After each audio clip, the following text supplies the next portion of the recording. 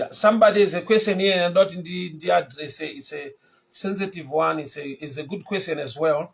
Bridget Fumojena, she's saying, how do I know ndiMwari vataura? Number one, unova ne conviction in your spirit, but beware, why your relationship with God matters most. Kutenda kuri mauri, kunamata kwako kuna Mwari kune nyaya, kuti Mwari vataura, nokuti shoko rinoti makwai angu anonzwa izwi rangu. Ukamunzwa Mwari, unozvinzwa in your spirit. God is talking. God is speaking. And dzimwe nguva when you are not grown up, usiri mature enough muzvinhu zvemweya Mwari vakataura, God helps you. I'll give you an example. When God called me to go to the streets and preach, I was sick. Ndairwara, ndaitova neTB. Ndaenda kuNazareth, kunotora mapiritsi, ndichinwa mushonga. Then in those days, God spoke a word into my spirit. So ndaiti ndisandaenda kuchipatara, ndaimira parenki pabus stop ndotanga kuparidza. Ndakaziva sei kuti ndiMwari. Ndakava ne conviction in that dream. Ndakamuka ndichinzwa kuti chiri mandiri chine moto, chine power. I want to tell you this. Step yandakatora kuenda kunomira parenk was not an easy step on the first day. Why? Because ndaiva ne questions kuti kana asiri Mwari ndichanyara. Kana kuri kufunga kwangu, people are not going to listen to me. But God showed me a sign. There was so much discipline parenk to an extent yekuti nokuti rank in nzvimbo isiri church. But mawindi ndo vakaudza kuti nyararai tinzwe shoko raMwari. God will give you a sign somewhere somehow inopa confirmation nokuti uchiri mudiki. He knows kuti vakadropa instruction usati wamature, you doubt and you will never do it. Number two, God can even send people in your life. Not the same thing chawamborota in a dream, kana same thing chawakambopari, kana kuti unoenda kuchurch wonzwa vhangeri riri kutaura along my lines iwayo. Iri nyaya yawaidebata mulife mako kuti ndiMwari ere vaitaura kuti ndiite zvakati, ndiMwari ere kana kuti ndiri kungozvifungawo. So God has many ways kuisa conviction in your spirit kuti uzive kuti ndiMwari. A lot of us miss some opportunities because there are times yekuti unopetsa wangoti ndofunga ndinda ngozvifungawo. Let me show you what the devil does now. Panouya munhu ari kuda kubatsirwa ari tsotsi mulife mako, womubatsira wozodiscover ndakatsotswa. Counter yaitwa nadevil nokuti the right person rakuya ane blessing mulife mako anouya ane the same need or the same statement yakafanana neitsotsi rambouya pekutanga. Wobva wati vanhu vajaira ndinoziziva, then you ignore. Remember, life is spiritual. The devil ane macounter aanoita against people vari kuda kuropafadzwa. Sandichigara ndichiudza vanhu kuti paunonamata for God to send destiny helpers in your life, you must know your destiny. Why? Because somebody will come still aligned by God to help you to reach your destiny, but are destined destroyer, but anouya akapfeka a jacket rinenge rinounza help in your life. Life is sensitive and spiritual of that dimension. So dzimwe nguva tine vanhu vakatsondorwa vakaora moyo kuita chinhu chakanaka. I'll give you an example. Ukaenda paroad uchidriver ukavharwa mukatsotswa nemapurisa achida bribe kwauri, ukanomangara government ikaziva chinoitwa negovernment inosunga mupurisa wacho yomudzinga basa, haivharise chipurisa. Why? Because chipurisa chiri meant to help. Chipurisa hachivharwe. What am I saying? The right principle will remain a right principle in the kingdom yaMwari. No matter tine vanhu vakaenda kuchechi vakandobirwa vakatsotswa vakadii, but hazvirevo kuti Mwari achabva ati hakusisina giving. No. 44 Genesis 24 verse 44. Genesis 24 verse 44. And she said to me, both drink thou, and I will also draw for thy camels. Let the same be the woman whom the Lord had appointed out for my master's son. Before I had done speaking in my heart, behold, Rebekah came forth with a pitcher on her shoulders. She went down to the well, drew water, and said unto her, Let me drink, I pray thee. And she made haste and laid down the pitcher from her shoulder and said, Drink, and I'll give the camels also to drink. Nyaya ndinayo panapa ndiya Eliaza muranda waAbrahama wakatumwa kundotsvaka mukadzi. Saka akazowana Rebecca. Rebecca akava mukadzi waIsaac. But chakaitika ndechekuti he was praying in his spirit, in his heart, kuti achandipa mvura uye achapangamera idzi mvura ngaave ndiye mukadzi wasarudzwa naMwari kuti ave mukadzi waIsaac. Eliaza haana kutaura message mucommunity. Eliaza anobvira audza vanhu kuti anogona kuita zvinhu izvi ndiye achava mukadzi. He was praying in his heart, in his spirit, nemaconditions iwaya. So zvinoita sekunge Rebecca akanyumwa, akafembera, akaprofita, akaita zvirikudiwa zvikaitika. But nganditaure chinhu ichi newe mudikani. Eliaza wakaenda kutsime, kwete mulocation, kwete mucommunity, a place inowanikwa mvura. Ndokubva ati achandipa mvura uye achapangamera mvura. Kureva kuti vasikana varimo mucommunity vakawanda. But atsvaka a place yekuseva. Ari kuya kuzochera mvura kutsime, haasi kuya kuzongochera mvura yekushandisa iye. But ari kuya kuzochera mvura yekumba kwawo yemhuri. Kureva kuti ari kutsvaka munhu ane a saving heart. Zvakafanana naRuth paari kuenda mumunda maBoaz. Ari kuenda kundoshanda kwete kundotsvaka Boaz, kundoseva, nokuti ana amwene wake, mai vake, vaanoda kupota achipawo zvokudya achivasastena nyangwe murume angafa. So a saving heart, a law of attraction pazvinhu zviri spiritual. Saving heart iyi haisi hati iri kusevwa nokuti munhu ane target, ane chaakataimira, but ari kuzviita out of a good heart. So Ruth paari kuenda mumunda maBoaz ari kuda kundoshanda kuti iye naamwene vake vararame kubva mukushanda kwake. A good heart, a saving heart. So Eliaza ari kuti munhu achandipa mvura uye achapangamera mvura ngaave ndiye mukadzi waIsaac. Kureva kuti ari kutsvaka munhu ane a heart to save. So a heart to save, a heart to honor, a heart to respect, a law of attraction pachinhu chiri hidden chaMwari spiritually. I'm a living testimony akasangana nezvimwe zvinhu nekuda kwekuti Mwari vakanditi go out to the streets, minister my word, win souls. Handina chandanga ndaona pamusoro pekuparidza kwandinenge ndichiita mumastreets. Asi ndine zvandakasangana nazvo zvandakaona kutendeka nekugona kwaMwari muupenyu hwangu. A heart to save, a heart of honor, a heart of respect. So pano pane condition yekunzi achandipa mvura uye achapangamera mvura. Kuda kuti dzimwe nguva nyangwe sina kunyorwa pamwe kune vaitouya vachichera mvura wongodzokera zvavo. Uyu ari kuda munhu wokuti kana achera mvura yake anogona kupawo futi vamwe vanhu. So Mwari unogona kuisa munhu patsime akamirira kupiwa mvura newe, but munhu iye akatakura ropafadzo hombe ine chekuita noupenyu hwako. Nhau yekuseva, nhau yekuita honor, it's a spiritual dimension inotoda kuti munhu akure kusvika paari yekuti haadi kumanikidzirwa kana kukumbirwa kunzi itawo chinhu ichi, chinhu ichi chakanaka. Itsika yaMwari yekugona kuvanza imwe ropafadzo kumunhu anoita sekunge ari kukumbira kwauri. Achandipa mvura, achapangamera mvura, ndiye ngaave iye asarudzwa naMwari kuti ave mukadzi waIsaac. So sometimes Mwari unoviga Isaac in saving. Mwari unoviga blessing yako in honoring.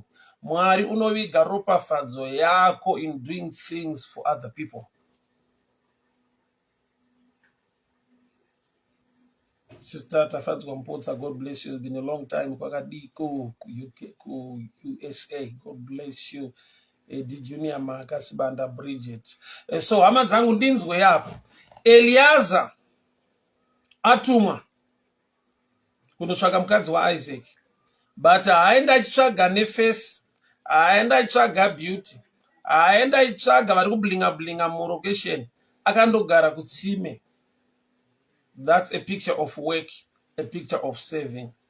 Ruth kuti aroorwe naBoaz, akawanana naBoaz mumunda, ari busy kushanda kuchengeta amwene wake.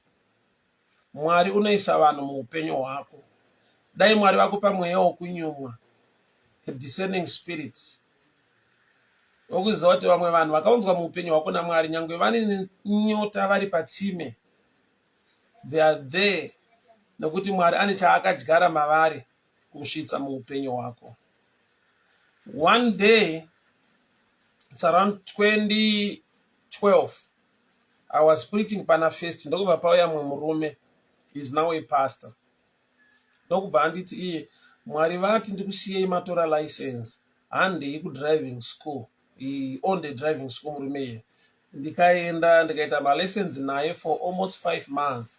Ndikafoira about 3 times, 4th time ndoya ndakapasa driving kuVID kuEastleigh. Tobva taonekana ndikauti God bless you, ndokubva aenda murume. Akazodzoka kwandiri after 2 years or a year and a half achindipa a testimony. Handina kumunamatira towards chinhu chaaiva nedambudziko nacho. Number 1, haana kubvira arivhila kwandiri kuti anga aine problem. Chaakaitaura kwandiri ati, ndanzwa Mwari vachiti ndikusiye muine license. Man was married for 8 years without a child. That following time apedza kuita zvaakaita, akava nebreakthrough, vakabereka matwins. Is also a pastor now. Handina kumunamatira kuti ave nevana. Iye ari kungoita zvaanzi naMwari aite towards my life. Hazvireve kuti ndaifanira kunyora eposta kuti vanoda vana uyai muite zvakati kwandiri, I will do this to you. No. It's a personal revelation. Revelation iri mumwoyo maRebeka, nekuti ndikachera mvura ndikapa murume uyu, ndichachera imwe mvura ndopangamera. Achingopedza kudaro, goridhe rikaburitswa mumabhegi, zvikanzi tatotumwa kuti titakutore mukadzi waIsaac kuno, you are the one. So there are times yekuti dai Mwari vakupa kunyumwa, nokuti imwe breakthrough yako haidi kubatwe musoro, iri kuda kuti ubatwe mukati mehana yako, mumwoyo wako, unzwe Mwari vachitaura. I've met people vakaminister mulife mangu who were sent by God. Kwete kuti vanhu ivo ndakataura navo, but I was crying unto the Lord. Ndine zvandiri kuchemera nekutsvaka. I met somebody masikati acho iwayo, ndokubva aita exactly what I was asking God for. Truly ndakabva ndatoziva in my spirit kuti he is chosen by God to be blessed. Very, very correct. The right thing chandiri kutsvaga ichocho. One day I was preaching parenke kunonzi kuwadzana 4. Ndokubva pauya vakadzi 2 vaipinda kucheche kuCCP. Vakati, we have been praying kumapaddox ekumufakosi, and God revealed this to us. Kuti tikupei paper bag iri raiva nemagroceries neenvelope yave nemari. That was the exactly amount yandaibhadhara rent kuwadzana kwandaigara around 2010. The exactly money rent. Mwari vatitenda unoparidza rent handina, and I was crying along the way ndichienda kutoshumira. There came people vane the right amount. It was shocking. It was a miracle, but to me it was confirmation. The Lord is with me, and also these people are blessed. Because vaita tap into a wave, into the spiritual. Ndokubva vapiwa the correct figure. So I've met people vari kuoperate dimensions iwayo. I've met people vari kuoperate dimensions iwayo. And there was also one time I did something for somebody. Ndokubva atonditi Mwari vatotaura neni. Bonda itosheya kuti ndotangira papi ndoita sei pana weeds. So kuuya kwamaita nezvamandiitira izvi, ndiMwari vatotaura neni, because I was crying kuti ndoita sei. So zviri very possible yekuti you do iri push from the spirit. A push from the spirit. Unozvinzwa ino. Pane nguva yekuti munhu unoita nharo. Mwari vataura newe, do this. But munguva unenge uchingoti ndofunga hasi Mwari, mafungiro angu. Kana kuti nesituation yandiri, nenhamo yandiri nekutambudzika kweSau. ndoitawo izvi futi ndinenge ndakuzviomesera this way. Mukadzi weZarepati akaita sekunge ari kuatakwa achida kubleswa naElisha akanzi kana wabika pakura undipowo ndidye, flawa yako haisi kuzopera. Iye ndokubva ati naMwari chaiwo kudenga, ini nemwana wangu zviri kumba ndezvekuti kana tadya tobva tafa. She was seeing death. Mwari ndokubva vaunza futi a guest to partake death in that meal, kuti arwise life in that meal. Mukadzi angari all that sure kuti iye nemwana wake vakadya vanotofa. She was seeing death. Ini nemwana wangu tikadya tinofa. Elisha paatumwa kunodya ikoko is eating that death, achirwisa life. And the opposite happened. Akararama, flower haina kupera. Zvinhu zvaMwari unenge upenzi zvinotoda kuti munhu ave mature kuunderstand the frequency of the spirit. Nakuti nedzimwe nguva unoita sekunge uri kurwiswa, but I always tell people this: the word that challenges you is the word that changes you. Dai Mwari vatiitira nyasha, dai Mwari vatigonesa. My brother Spiza Mpofu, I'll send you my number. Anyway, kana mune pekunyora, I can write it now. Maybe ndinozokangana. 0772 914 701. Or muri kuNamibia, I'll put it this way: +263 772 914 701. Yeah, let me take this opportunity as well to ask for your airtime or data, so that we continue to do my broadcast iwaya for this whole month. I'm not sure it's good, but I'll cheat for my 10 days at now. But from tomorrow, maybe we can also continue. If you are getting blessed, you want to be a partaker of the same grace, evangelism, you can just send your airtime, you can send your data or your offering, so that we can continue to broadcast my live broadcast iwaya, encouraging each other to my devotions iwaya. God bless you. Mwari vakitire nyasha zvikuru. So Eliaza atumwa, nzvimbo yaenda inzvimbo inouya vanhu vachichera mvura. Kurati chaari kutsvaga, ari kutsvaga munhu ane a heart to save kumba kwavo. Waanoti akandipa mvura uye akapa ngamera. Kupa munhu mvura is one thing. Kuzopa ngamera mvura kuenda extra mile.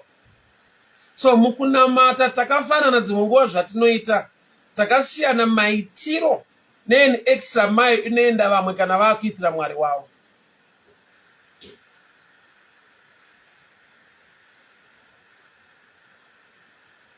Eliaza akati achandipa mvura uye achapa ngamera mvura, ngave ndiye mukadzi waIsaac.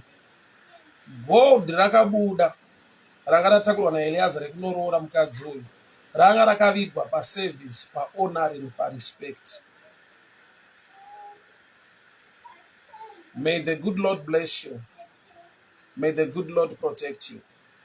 May the good Lord favor you. Mwari chavanotsimbidzira moyo mako, try to do it. Edza kuita chiri. Kune nyaya dzinogadziriswa, not by praying, but by saving, by honoring, by doing what the Spirit leads you to do. Namatira kugona kunzwa the frequency, kunzwa kutaura kwaMwari. Kuseri kwekuita zvataura Mwari in your spirit, there are blessings, opportunities, favors dziri hidden. When God spoke to me to go out in the streets and minister, and in a picture chimwe chinhu chandanga ndaona chaindi driver, it was pure obedience yengoti I need to do what God is saying. Vanhu vaiseka, vanhu vaitaura zvavanoda, but I tell you today, God is so faithful. Mwari vakatendeka, vakarurama. Do what the Spirit leads you, and you see how faithful God is. Eliaza akandogara patsime. Rebecca akauya akamupa mvura, akachera mvura, akapa futi ngamera. Imagine dai Rebecca aenda neshamwari dzake kutsime, dzaigona kumuti asikana muchanonoka kuenda kumba kwawana musikora uchipa mvura mastrangers aya ane basa rei. Ruth paari kuteera Naomi kusvika ashanda mumunda maBoaz, achichengeta amwene nyangwe murume akanga akafa. That's going an extra mile. You will never meet Boaz usina a heart to respect amwene nyangwe murume akafa. Why? Because my steps essay are valid. Remember kuti Ruth haana kuuya ega kuBethlehem. Ruth akaunzwa aitevera amwene vake. Aitevera. So kune places in life aunosvitswa, kwete aunosvika, aunosvitswa. Amwene ava ndo vane nyasha dzekuti uyu aroreke, nokuti nyaya iri kuitika kumunda ndeyekugarwa kwenhaka. Panogarwa nhaka hapatariswe beauty, panotariswa relationship yaivapo pamashure. So God will send people into your life. Zvimwe zvaunoti Mwari vachandiitira vakatotanga kuita kare, but sometimes vanhu vakasendwa into your life haasi mafavorite ako, haisiro type yevanhu vanga wakamirira. Toba unosvika pakupesana nekupotsana nazvo. You can imagine kuti Mwari wakupa a message kuti go to the streets, parenki unoparidza, enda muroad kunana First Street, muzvitima matrain undoparidza. Naturally, hauna a picture yekuti my life will change, God will bless me. You can imagine preaching parenki.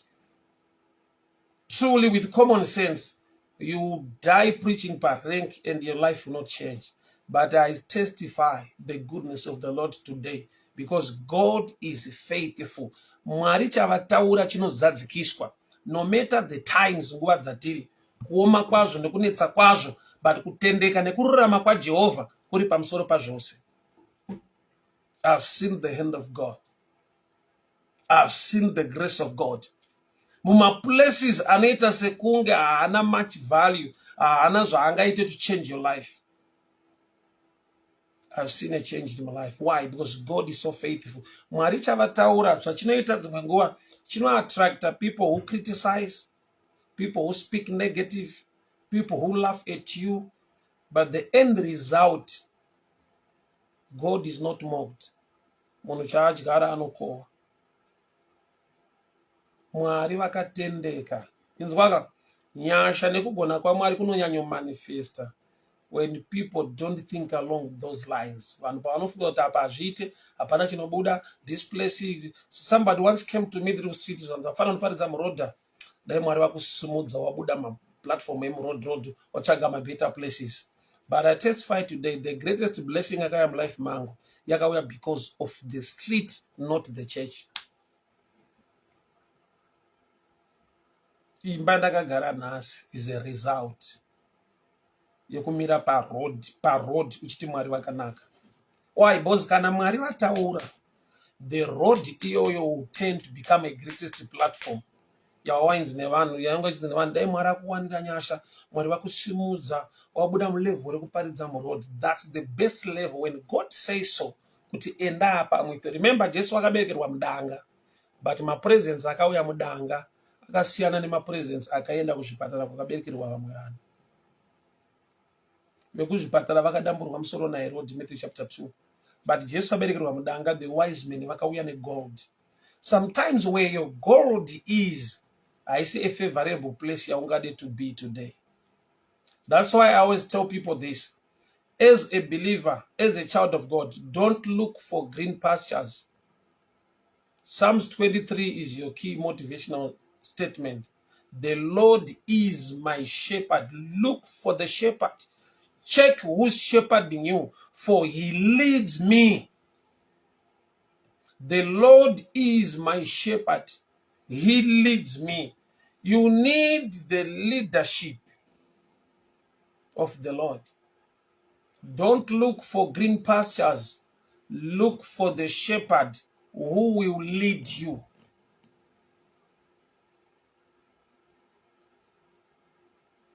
Yeah, somebody has a question here and not in the address. It's a sensitive one. It's a good question as well. Bridget Fumojena, she's saying, how do I know ava ndiMwari vataura?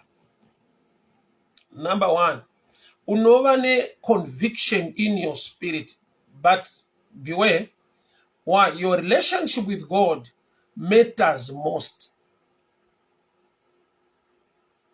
kutenda kuri mauri, kunamata kwako kuna Mwari kune nyaya, kuti Mwari vataura, nokuti shoko rinoti makwai angu anonzwa izwi rangu. Ukamunzwa Mwari, unozvinzwa in your spirit. God is talking, God is speaking. And dzimwe nguva when you are not grown up, usiri mature enough muzvinhu zvemweya Mwari vakataura, God helps you. I'll give you an example. When God called me to go to the streets and preach, I was sick. Ndairwara, ndaitova neTB, ndaenda kuNazareth kunotora mapiritsi ndichinwa mushonga.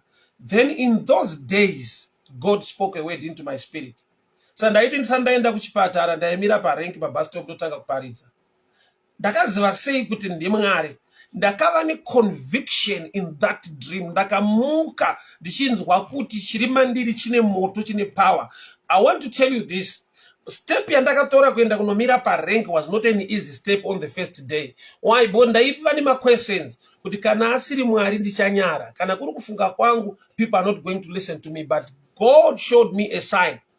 There was so much discipline parenk to an extent yekuti nokuti rank in nzvimbo isiri church, but mawindi ndo vakaudza vanhu kuti nyararai tinzwe shoko raMwari. God will give you a sign somewhere somehow inopa confirmation, nokuti uchiri mudiki, he knows kuti vakadropa instruction usati wamature, you doubt and you will never do it. Number 2, God can even send people in your life. Not the same thing chawamborota in a dream, kana same thing chawakamboparira, kana kuti unoenda kuchurch wonzwa vhangeri riri kutaura along my lines iwayo, iri nyaya yawaidebata mulife mako kuti ndiMwari here vaitaura kuti ndiite zvakati, ndiMwari here kana kuti ndiringozvifungawo. So God has many ways kuisa conviction in your spirit kuti uzive kuti ndiMwari. A lot of us miss our opportunities because there are times yekuti unopetsa wangu kuti ndofunga ndinda ngozvifungawo. Let me show you what the devil does now. Panouya munhu ari kuda kubatsirwa ari tsotsi mulife mako, omubatsira ozodiscover ndakatsotswa. Counter yaitwa nadevil, nokuti the right person rakuya ane blessing mulife mako anouya ane the same need or the same statement yakafanana neitsotsera mbuya pekutanga. Wobva wati vanhu vajaira ndinoziziva, then you ignore. Remember, life is spiritual. The devil ane macounter aanoita against people vari kuda kuropafadzwa. Sandichigara ndichiudza vanhu kuti paunonamata for God to send destiny helpers in your life, you must know your destiny. Why? Because somebody will come asiri aligned by God to help you to reach your destiny, but ari destined destroyer, but anouya akapfeka a jacket rinenge rinounza help in your life. Life is sensitive and spiritual of that dimension.